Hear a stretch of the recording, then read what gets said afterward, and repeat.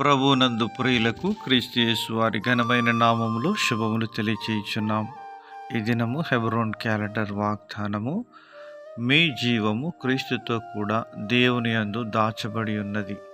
కొలస్సీలకు రాసిన పత్రిక 3వ అధ్యాయం 3వ చరణంలో దేవుడు ఈ మాటలు తెలియజేస్తూ ఉన్నాడు. ప్రియమైనటువంటి దేవుని ప్రజలారా, మీ జీవము క్రీస్తుతో కూడా దేవుని యందు దాచబడి ఉన్నది.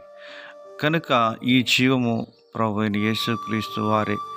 దేవుడు ఇచ్చినటువంటి ఈ జీవాన్ని ఎవరు కూడా దోచుకోలేరు, ఎత్తుకుపోలేరు. కనుక ఆ జీవము ప్రభువైన యేసుక్రీస్తు వారై ఉంటున్నారు. యోహాను సువార్త 14వ అధ్యాయం 6వ వచనంలో మనకు ఎరిగినటువంటి వాక్యమే, నేనే మార్గమును సత్యమును జీవమును, నా ద్వారానే తప్ప ఎవడును తండ్రి యొద్దకు రాడు అని ప్రభువైన యేసుక్రీస్తు వారు సెలవిచ్చారు. ప్రియమైనటువంటి దేవుని ప్రజలారా, ఆ జీవము మనకు వెలుగుగా ఉంటుందని యోహాను సువార్త 1వ అధ్యాయంలో రాయబడుతుంది. యోహాను సువార్త 1వ అధ్యాయం 4వ చరణంలో, ఆయనలో జీవముండను, ఆ జీవం మనుషులకు వెలుగయ్యుండను. ప్రియమైనటువంటి దేవుని ప్రజలారా, మనము క్రీస్తునందు వెలుగుగా చేయబడి ఉంటున్నాం.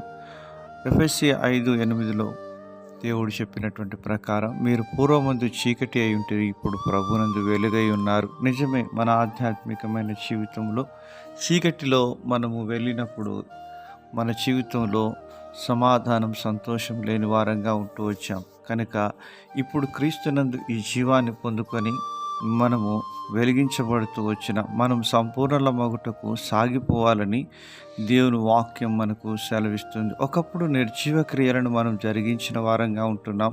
కనుక ఆ విధంగా కాకుండా జీవం కలిగినటువంటి దేవుణ్ణి సేవించడానికి మరి దేవుని వాక్యం మన మనస్సాక్షిని ఎంతో ఎక్కువగా శుద్ధి చేసేదిగా ఉంటుందని కూడా దేవుని వాక్యం సెలవిస్తుంది. యోహాను సువార్త 10వ అధ్యాయం 10వ వచనంలో ప్రభు సెలవిచ్చిన మాట, దొంగతనమును హత్యను నాశనం చేయుటకు వచ్చును గాని మరి దేనికిని రాడు. గొర్రెలకు జీవము కలుగుటకును అది సమృద్ధిగా కలుగుటకును నేను వచ్చితినని మీతో నిశ్చయముగా చెప్పుచున్నానని యేసు ప్రభు వారు సెలవిస్తున్నాడు. ప్రియమైనటువంటి దేవుని ప్రజలారా, ఈ జీవము దేవుడే.